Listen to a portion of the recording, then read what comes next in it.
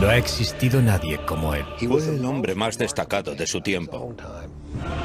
Una brillante estrella del Renacimiento italiano, cuyas pinturas, inventos, descubrimientos científicos y proyectos de ingeniería aún siguen asombrándonos. Sabemos muy poco de él. Siempre le persiguió la controversia, entonces y ahora. Es un hombre sobre el que cualquiera puede inventarse una buena historia. Ahora se ha convertido en el protagonista de un bestseller internacional, donde se le presenta como el guardián del secreto más controvertido de la historia. ¿Dónde termina la verdad sobre él y comienza la ficción? Seguidamente, la vida de Leonardo da Vinci en biografía.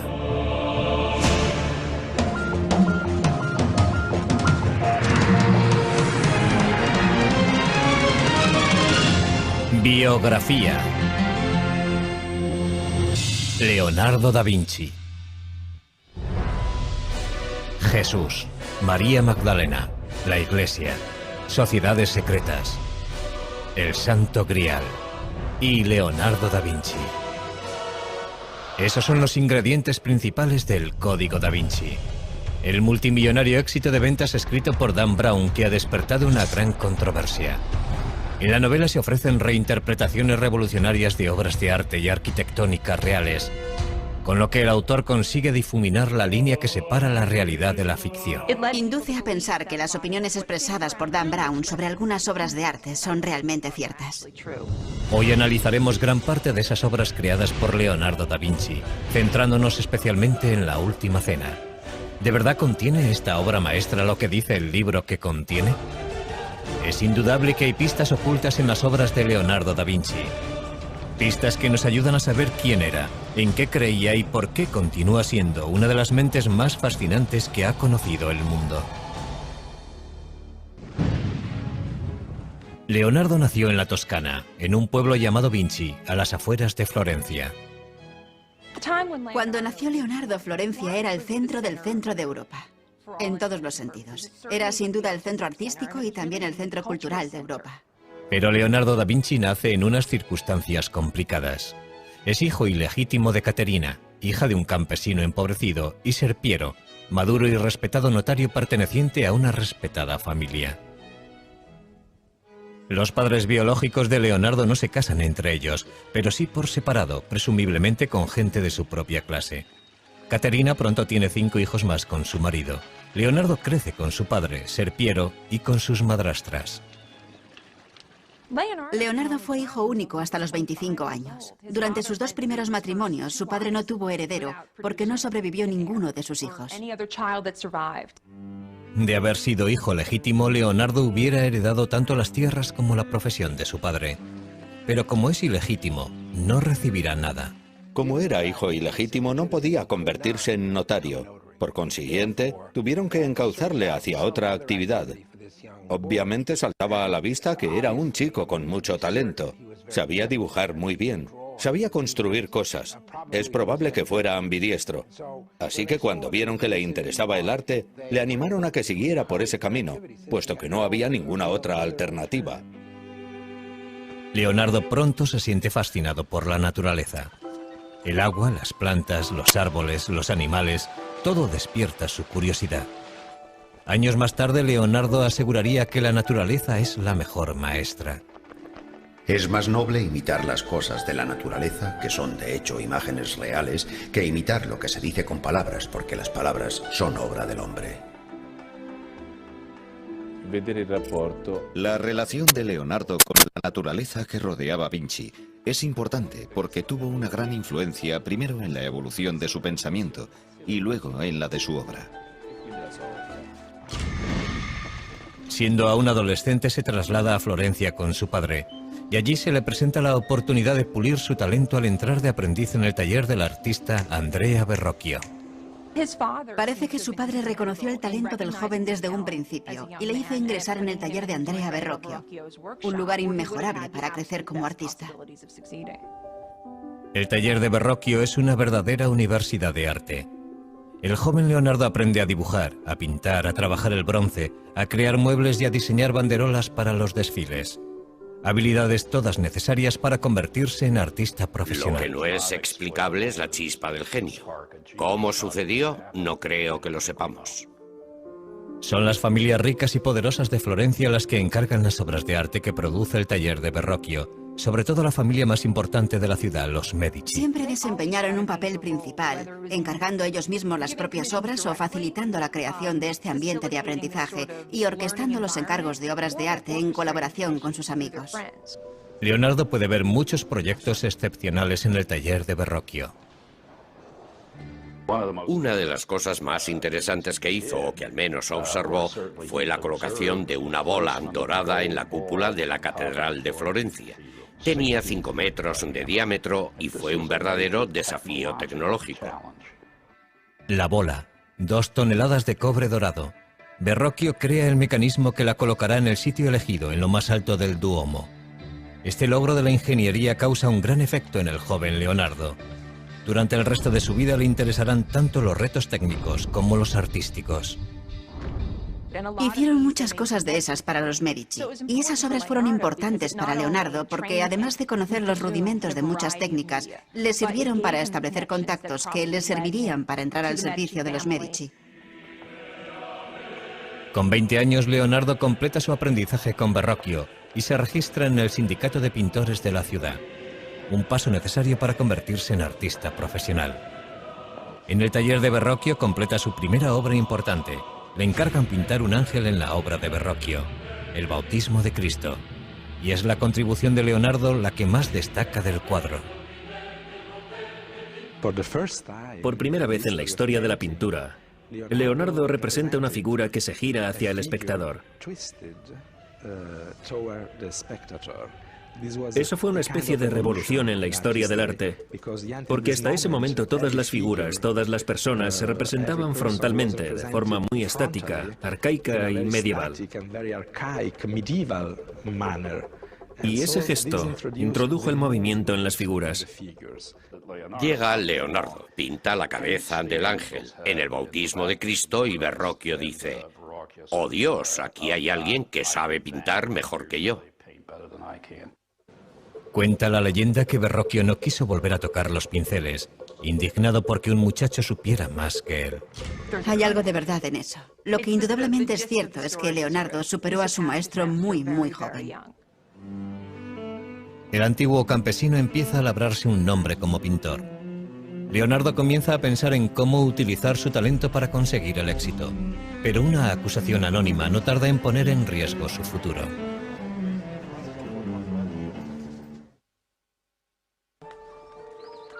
Leonardo da Vinci tiene ahora 24 años y ya ha pasado de ser considerado el hijo ilegítimo de un notario a convertirse en un artista legítimo.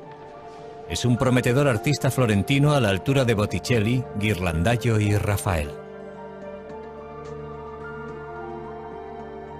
Leonardo ya ha terminado varios cuadros notables, entre ellos la Anunciación y el retrato de Ginebra da Vinci. Ha aprendido mucho en el taller de Andrea Verrocchio.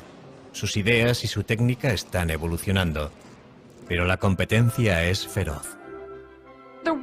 Existió una gran competencia entre pintores en la Florencia de 1470 y 1480.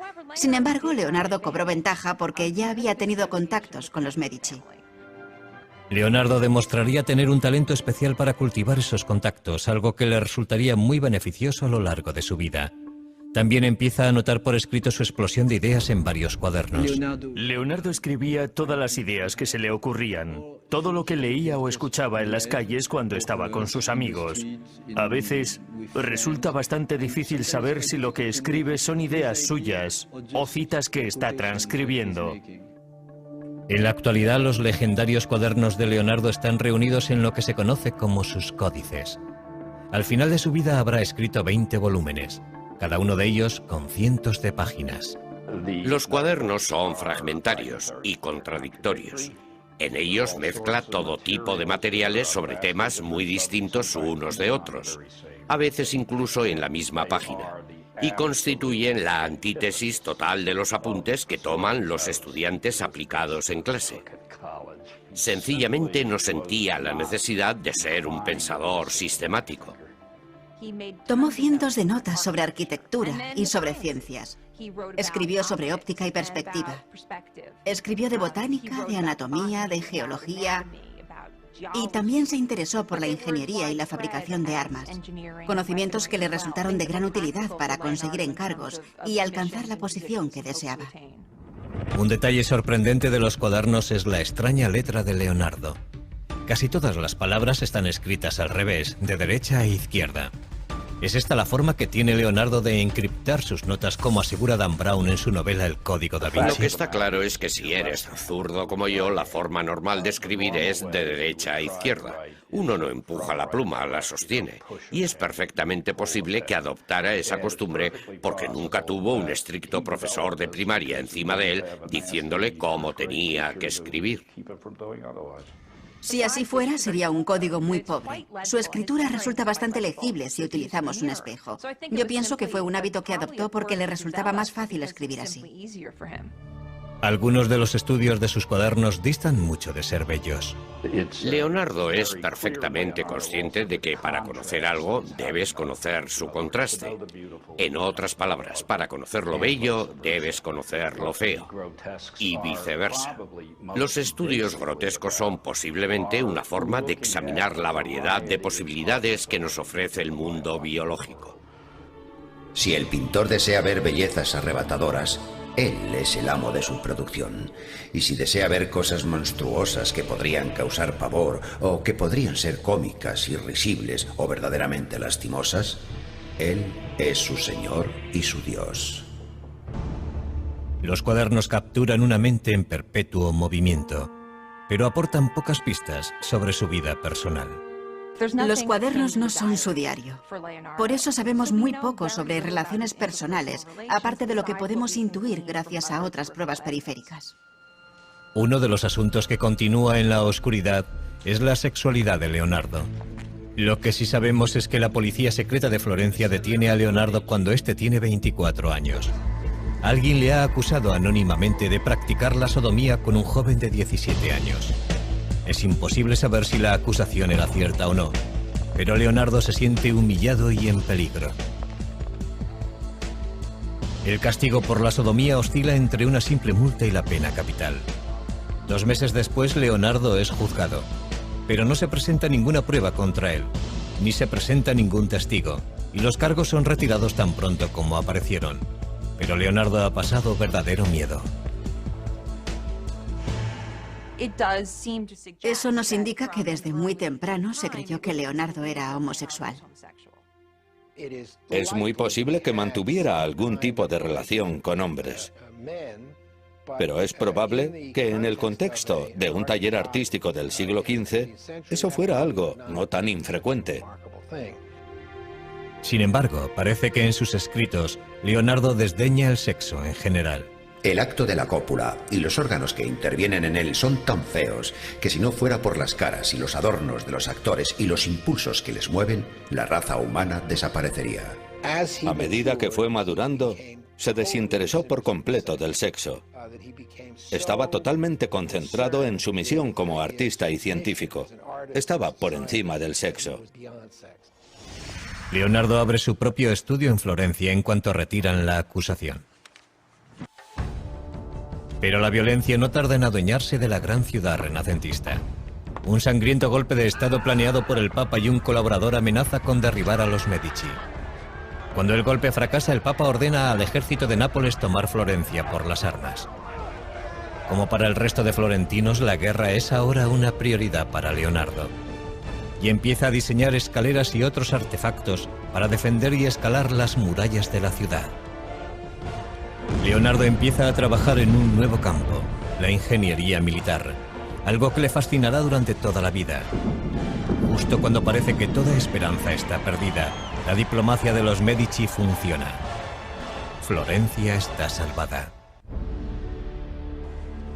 Leonardo vuelve a tomar los pinceles y en 1480 empieza a pintar San Jerónimo. En el cuadro captura al angustiado santo golpeándose el pecho con una piedra en el desierto. En la actualidad este cuadro está colgado en el Vaticano inacabado, como muchas otras de sus pinturas. Y sin embargo la precisión de Leonardo a la hora de dibujar la anatomía humana hace que el dolor de San Jerónimo cobre vida ante nuestros ojos. Leonardo tiene casi 30 años cuando Lorenzo de Medici envía a los mejores pintores de Florencia al Vaticano para decorar la nueva Capilla Sistina. Esta colaboración forma parte de la nueva tregua firmada por los Medici y el Papa. Fueron elegidos muchos importantes pintores florentinos, pero no Leonardo. Es posible que se sintiera frustrado y que pensara que su talento no era reconocido. Pero Leonardo recibe un pequeño encargo que le mantiene ocupado. Un monasterio de las afueras de Florencia le contrata para pintar un retablo. El tema, la adoración de los magos. Leonardo tuvo que estar desesperado para firmar el contrato de este proyecto. Además de tener que pagarse él mismo los materiales, el contrato establecía que si no lo terminaba antes de 30 meses no le pagarían absolutamente nada. La composición de la obra es tremendamente ambiciosa, pero Leonardo supera todas las dificultades y el resultado final es impresionante. Es una revolución artística. Uno percibe que Leonardo está inventando un nuevo arte. Es probable que fuera demasiado nuevo incluso para él, y que por eso lo dejara sin terminar. Y sin embargo, es posiblemente la primera pintura realmente moderna de la historia. La estructura triangular del grupo que está en primer plano se convierte en un principio indiscutible del arte del Renacimiento. También destaca su énfasis en la diversidad. El viejo, el joven, el calvo, el barbado. Y la idea que anota más tarde en sus cuadernos de que hay que pintar la figura humana de los huesos hacia afuera. Si nos fijamos en la parte derecha de la pintura, vemos a un hombre anciano, pero uno juraría que es una calavera. En uno de los extremos del retablo vemos a un joven con la cabeza vuelta hacia el exterior. Se cree que es un autorretrato de un Leonardo de 29 años. Leonardo dedica muchísimo tiempo al retablo y sin embargo no consigue terminar la adoración de los magos. En el Código da Vinci, que después de todo es una obra de ficción, Dan Brown habla de la adoración de los magos, insinuando que se ha producido un gran descubrimiento bajo cientos de años de pintura. La realidad es un poco diferente. Lo cierto es que hace varios años retiraron la obra de donde estaba con la intención de restaurar la pintura. Y por lo que sabemos no se encontró ninguna modificación ni nada subversivo debajo de la pintura, aunque sí parece que la obra pudo haber sido retocada con posterioridad a la fecha en la que fue pintada. En la actualidad, la adoración de los magos está expuesta en la Galería Uffizi de Florencia. Sin restaurar y dependiendo de a quién creamos, igual que como la dejó Leonardo. Parece que Leonardo no terminó este cuadro porque le distrajo algo que ocurría fuera de las murallas de Florencia. Algo que pondrá a prueba su habilidad, pero no como pintor. Con la esperanza de olvidar las dificultades de Florencia, Leonardo da Vinci decide trasladarse a Milán. Milán es la más septentrional de las ciudades-estado italianas y por consiguiente vulnerable a invasores extranjeros. A diferencia de Florencia, Milán es un centro de producción de armas y de tecnología militar. Leonardo confía en que aquí se le presenten nuevas oportunidades. Pero antes debe entablar relaciones con el hombre más poderoso de Milán, el duque Ludovico Sforza, el Moro. Leonardo llegó a Milán con poco más de 30 años. Abandonó Florencia porque se sentía bastante infeliz allí, pero también porque se entera de que Ludovico el Moro quería construir una gran estatua para honrar la memoria de su padre. Leonardo le escribe una atrevida carta al duque ofreciéndole sus servicios, no solo como pintor, sino como ingeniero militar. Haciendo gala de un descaro increíble, Leonardo asegura que es capaz de hacerlo todo. Principalmente el duque necesitaba fabricar pertrechos militares, armas ofensivas y defensivas. Y Leonardo le dice que él es el hombre que necesita. Y lo que resulta muy interesante es que en medio de la carta empieza a hablar en futuro. Y le deja caer que todavía no ha hecho nada de lo que dice que puede hacer. Pero eso nos demuestra que Leonardo sabía cómo promocionarse. Y al final de la carta le dice, por cierto, también puedo crear arte. Puedo hacer el monumento ecuestre en recuerdo de vuestro padre. En su carta, Leonardo propone diseños de fortalezas y técnicas para la fabricación de cañones y máquinas para sitiar ciudades. Uno de sus conceptos se adelanta cientos de años a su tiempo. Inspirado en el caparazón de las tortugas, Leonardo diseña el antecedente del tanque moderno. Su exterior está hecho con planchas de metal inclinadas para desviar el fuego enemigo. Unas pequeñas troneras permiten a los hombres que están dentro abrir fuego a su vez. La verdadera innovación es su forma de moverse. Un sistema de manivelas y poleas giradas por hombres o caballos pone en funcionamiento sus 4 ruedas. Pero si el tanque hubiera sido construido tal y como estaba diseñado, las ruedas habrían girado en direcciones opuestas y el tanque no se habría movido de su sitio.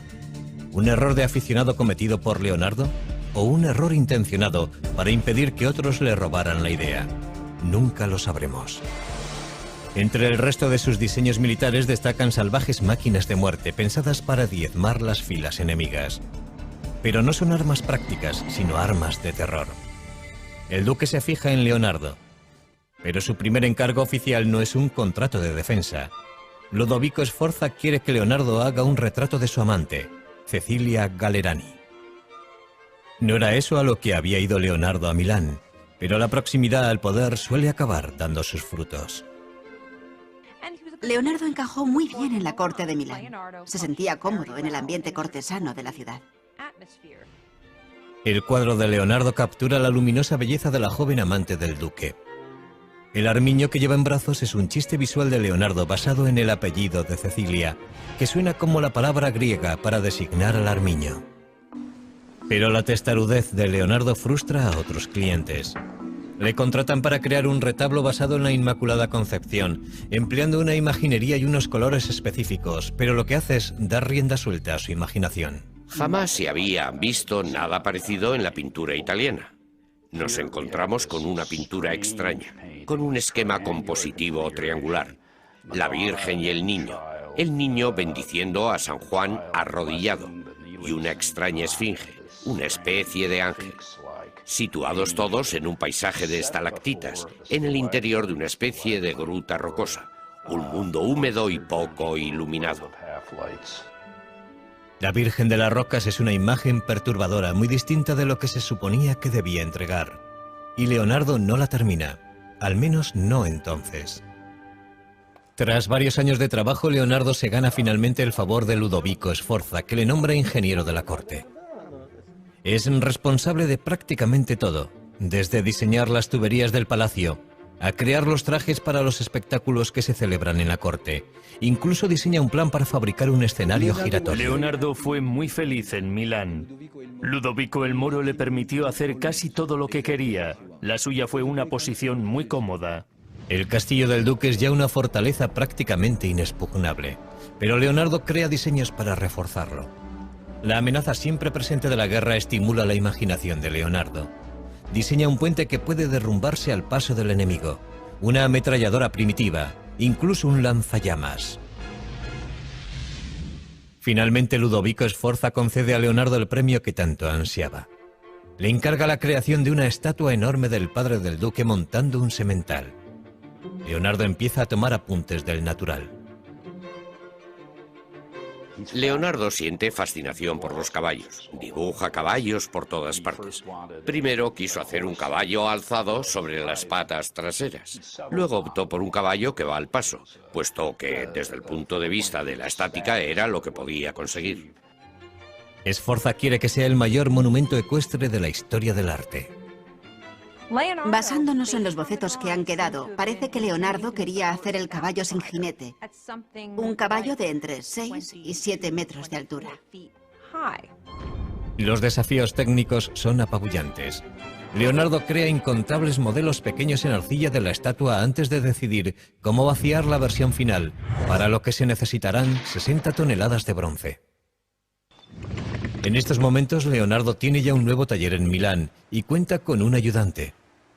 Se llama Giacomo, pero Leonardo prefiere llamarle Salai, pequeño diablo. Salai ingresa en el taller con apenas 10 años, en 1490, y permanece junto a Leonardo durante toda su vida. Es evidente que existe un vínculo personal entre ambos. La relación no era únicamente laboral, pero desconocemos la naturaleza exacta de esa relación. Salai está junto a su maestro en uno de los días más importantes de su vida. Ludovico Sforza prepara una elaborada celebración familiar para presentar el modelo en arcilla a escala real del caballo de su padre.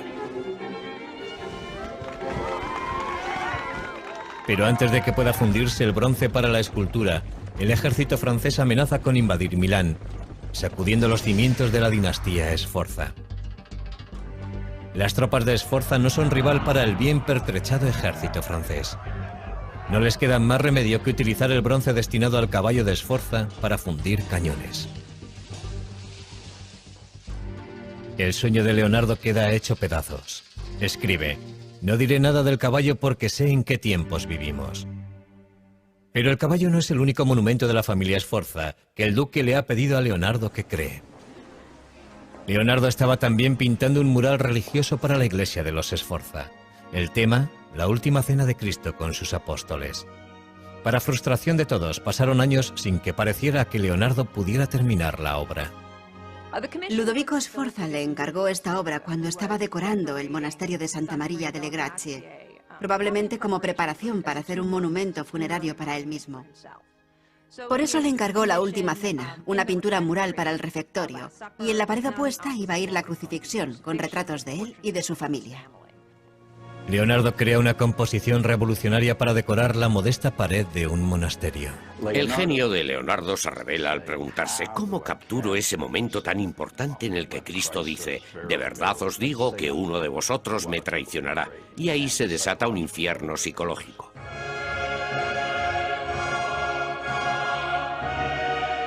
Leonardo emplea los gestos y rostros de los apóstoles para traicionar sus emociones.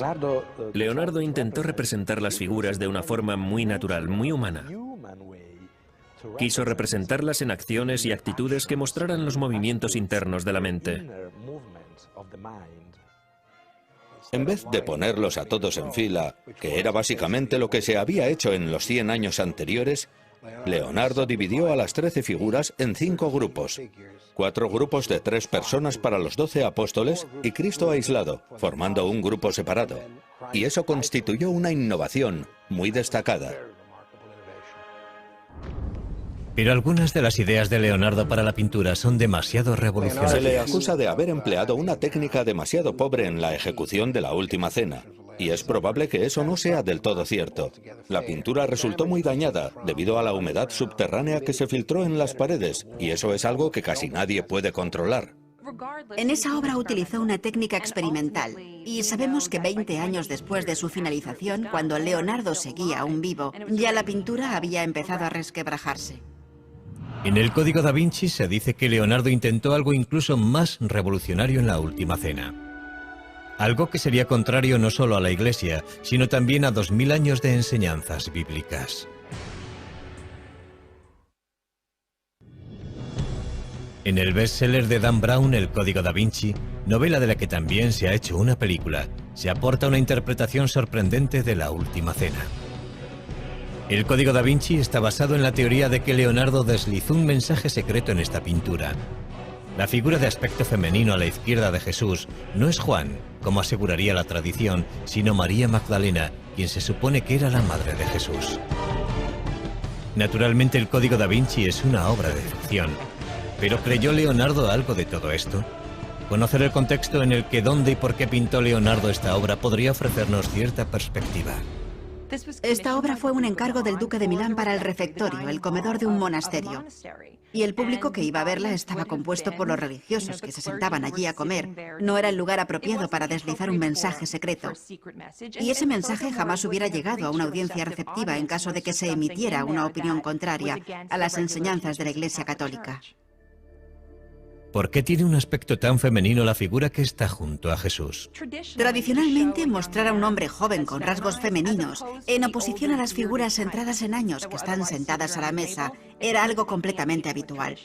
Y si a eso añadimos que es muy poco lo que puede verse en esa pared, como para establecer si ese personaje tiene una figura femenina o un rostro femenino, el resultado es que disponemos de muy pocas pruebas para emitir una opinión. Y esa es la tragedia definitiva de la última cena, porque debido al deteriorado estado en que nos ha llegado es muy poco lo que ha sobrevivido de la obra de arte original. Ha sufrido 8 restauraciones documentadas, es posible que más. En la actualidad no sabemos qué partes de la pintura pertenecen realmente al pincel de Leonardo. Lo que tenemos que hacer es distanciarnos de la obra y decir que lo que de verdad queda de Leonardo es la composición. Leonardo ha pasado 17 felices años trabajando para el duque de Milán, Ludovico Sforza.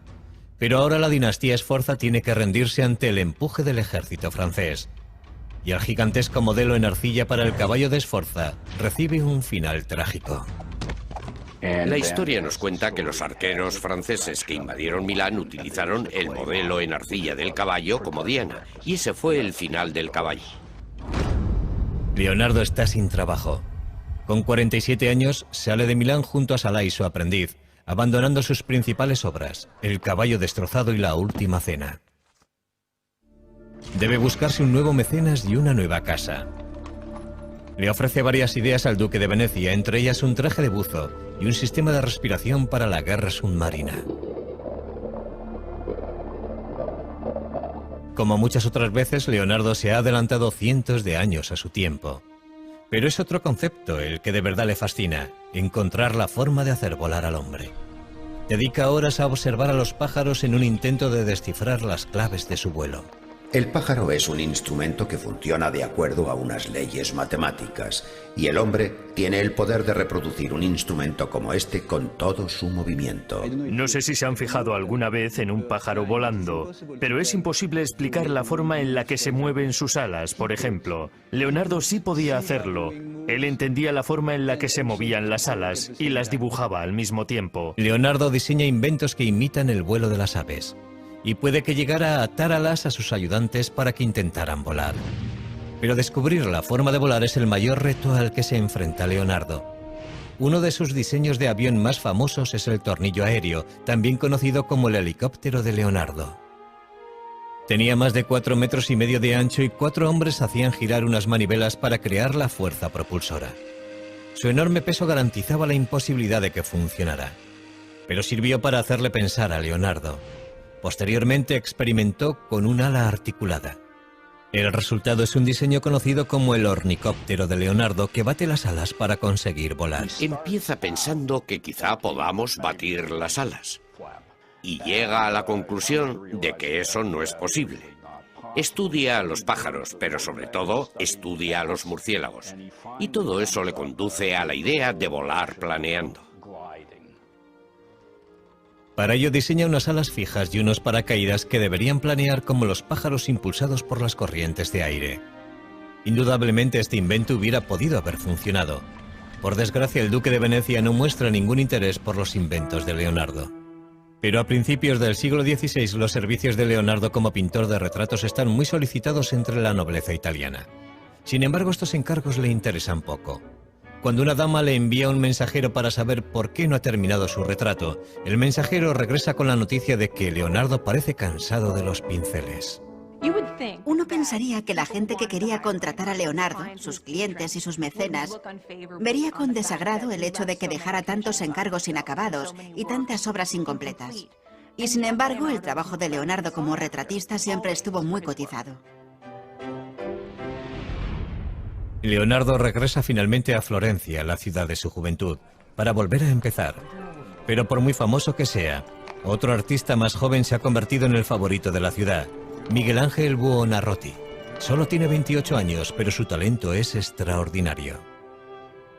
Es un momento maravilloso para la historia de Florencia que esos dos genios estén en la misma ciudad en la misma época. Pero entre ellos existió rivalidad. Eran muy diferentes el uno del otro. Leonardo era un cortesano, un hombre apuesto que se desenvolvía bien en cualquier situación. Miguel Ángel era un hombre solitario, un hombre ya bastante amargado. Un día sus diferencias estallan en las calles de Florencia. Leonardo tenía casi 25 años más que Miguel Ángel y debió de pensar que estaba por encima de tal rivalidad. Su resentimiento aumenta. Leonardo empieza a buscar encargos fuera de Florencia. Y en 1502 encuentra una oportunidad inesperada al servicio de uno de los tiranos más sedientos de sangre de Italia. A principios del siglo XVI, Leonardo trabajaba para César Borgia, hijo ilegítimo del Papa Alejandro VI, que es en esos momentos el duque de Romaña, un militar, el general de los ejércitos del Papa, por así decirlo. Borgia no se detiene ante nada en su intento de consolidar el imperio de su padre, que espera que algún día pase a ser suyo. Utiliza a Leonardo como ingeniero militar. Los mapas que dibuja son de una precisión extraordinaria y una de las claves de sus éxitos en el campo de batalla. Leonardo hace unos contactos muy sólidos porque es un hombre muy inteligente. Sabía manipular sus habilidades y colocarse siempre en el lugar más conveniente para él. Pero un día Borgia ordena la ejecución de un amigo de Leonardo. Poco después interrumpen su colaboración. En el verano, Leonardo regresa a Florencia y vuelve a tomar los pinceles. Empieza un retrato menor que acabará convirtiéndose en el cuadro más celebrado de la historia del arte. Es la espiritualidad inherente a la criatura humana que Leonardo fue capaz de reflejar en el retrato, la que eleva la figura humana a una especie de majestad. Se ha dicho que la Mona Lisa tenía ictericia, que era una mujer embarazada, que era un hombre disfrazado de mujer. Pero lo cierto es que la Mona Lisa es una gran pintura. Según el relato de un biógrafo, la Mona Lisa sería el retrato de Lisa Gioconda, la esposa de un mercader. Pero eso es algo que no es seguro. Para Leonardo, la Mona Lisa fue siempre una obra en evolución, su intento de alcanzar la perfección. Leonardo nunca entregó el retrato a la persona que se lo encargó y lo conservó hasta el fin de sus días. En la actualidad, el cuadro se expone en el Museo del Louvre, en París, protegido por un cristal antibalas. Es un tesoro nacional que no tiene precio.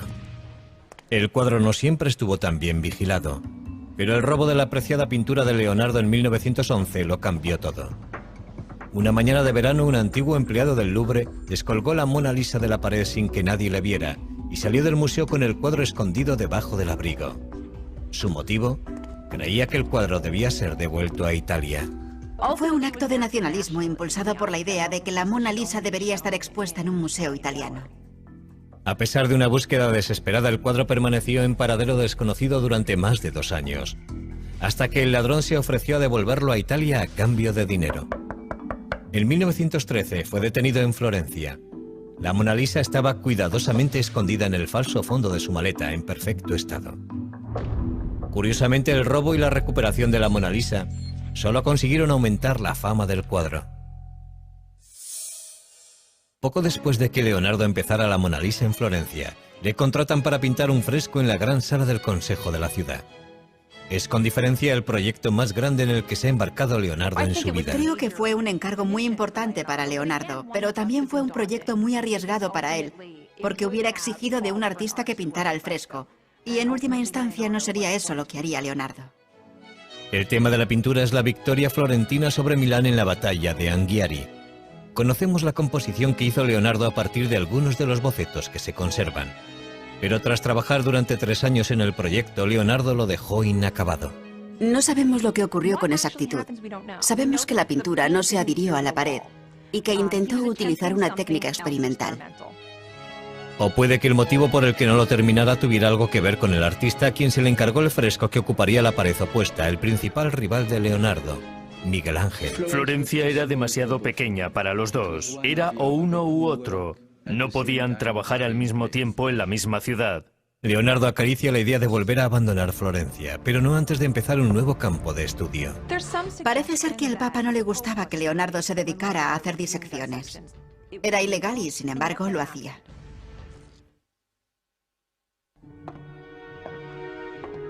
Con 50 años, el deseo de Leonardo da Vinci por alcanzar la perfección artística le empuja en una dirección sorprendentemente científica: la disección de cadáveres humanos. Creía que para poder representar el cuerpo humano tenías que entenderlo. Tenías que entenderlo desde los músculos hacia afuera, para poder cubrir los músculos con carne y la carne con ropa. Leonardo nunca fue un hombre religioso y no tiene reparo en sajar la carne muerta para poder dibujar de forma sistemática todos los detalles del cuerpo humano. Lo que podría disuadirte es el miedo a pasar las horas nocturnas en compañía de esos cadáveres, despedazados y desollados y horribles de ver. Finalmente, la curiosidad le empuja al lecho de muerte de un hombre de 100 años. Leonardo espera pacientemente a que muera el hombre para poder investigar la causa de su muerte. El resultado de su autopsia es el primer caso documentado de arteriosclerosis de la historia, endurecimiento de las arterias. Leonardo llega a esta conclusión tras comparar el sistema circulatorio del viejo con el de un niño. Sus estudios anatómicos son sorprendentemente precisos. Pero lo que para Leonardo es ciencia, para otros resulta macabro. Conseguir cadáveres es un problema constante. Años más tarde, las autoridades de la Iglesia se enteran de estas autopsias y creen que ha ido demasiado lejos. el Papa pone fin a sus disecciones de una vez por todas. Finalmente, una pintura del pasado de Leonardo le lleva de nuevo a Milán. Después de más de 20 años le piden que vuelva para terminar La Virgen de las Rocas y supervisar la realización de una copia. ¿Cuál es el original y cuál es la copia? La versión del Louvre es la primera y se ajusta más al último estilo florentino de Leonardo. Probablemente el cuadro que termina colgado en Milán es la copia. Se pintó alrededor del año 1508 y está expuesto en la National Gallery de Londres. A pesar de su reputación como pintor, a medida que Leonardo envejece, su verdadero legado son sus cuadernos, toda una vida de exploración científica y artística, capturada en miles de hojas de frágil papel. Entre esas páginas se encuentra esta imagen, que se cree que es un autorretrato de un Leonardo ya anciano. Leonardo ha superado ampliamente los 60 años y está cansado. Ha experimentado un cambio tremendo. Por eso, cuando el rey de Francia, gran admirador y coleccionista de la obra de Leonardo, le invita a él y a sus 2 ayudantes a viajar a su corte, Leonardo no deja pasar la oportunidad. El rey está encantado de tener a una mente tan brillante bajo su techo. Era frecuente que el rey llamara a su puerta a cualquier hora del día o de la noche para preguntarle algo. Y Leonardo estaba encantado porque, de hecho, aquel era el sueño de su vida. Lo triste es que para entonces, Leonardo era ya demasiado viejo como para crear algo. Poco después de llegar a Francia, Leonardo sufre un ataque de apoplejía que le paraliza el brazo derecho y le deja la mano izquierda temblorosa. Sin embargo, gracias a la generosidad del rey, Leonardo tiene pocas obligaciones.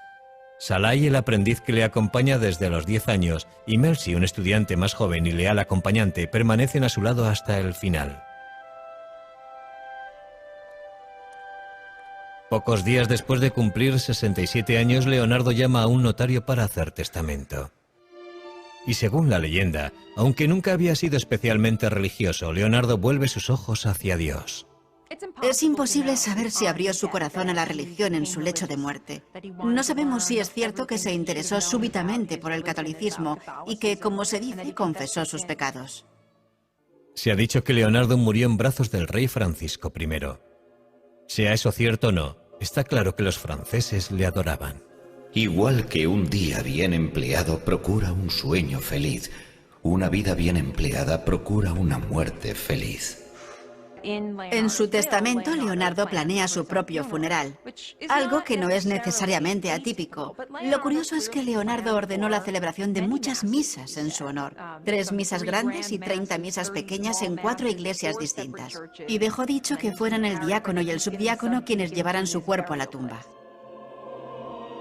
Tras la muerte de Leonardo, las pinturas y cuadernos que obraban en su poder, incluida la Mona Lisa, pasaron a manos de sus ayudantes. Con el transcurso de los siglos acabarían engrosando distintas colecciones de arte de todo el mundo. No es imposible que en alguna parte haya bocetos, dibujos o incluso pinturas originales de Leonardo. Es muy probable que pueda existir algún oculto tesoro en algún lugar. Casi 500 años después de su muerte, Bill Gates compró por más de $30 millones uno de los 20 cuadernos de Leonardo que se conservan, el Códice Lester. Desde entonces ha sido expuesto públicamente en muchas ciudades del mundo. En 2006, un nuevo estudio sobre los cuadernos y dibujos de Leonardo arrojó nuevas y sorprendentes pistas forenses sobre el maestro del Renacimiento. Parece ser que Leonardo dejó huellas dactilares tanto completas como parciales en la pintura y la tinta de varias de sus obras. El análisis de esas huellas podría algún día proporcionarnos más detalles sobre la identidad étnica de la madre de Leonardo y sobre el propio Leonardo. ¿Por qué Leonardo y su obra continúan fascinándonos? Desde el Código da Vinci a su escritura inversa, pasando por sus disecciones y sus pinturas misteriosas, Leonardo se nos aparece como un mago negro del Renacimiento. Pero eso está muy lejos de ser verdad. Fue un hombre de un talento excepcional que vivió en una época extraordinaria.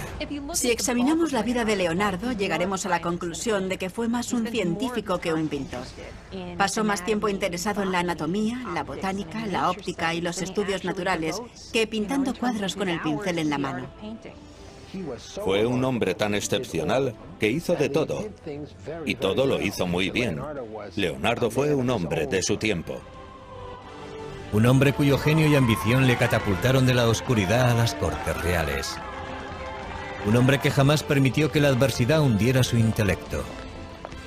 Un hombre para la eternidad que ilumina nuestra imaginación incluso hoy. Leonardo da Vinci.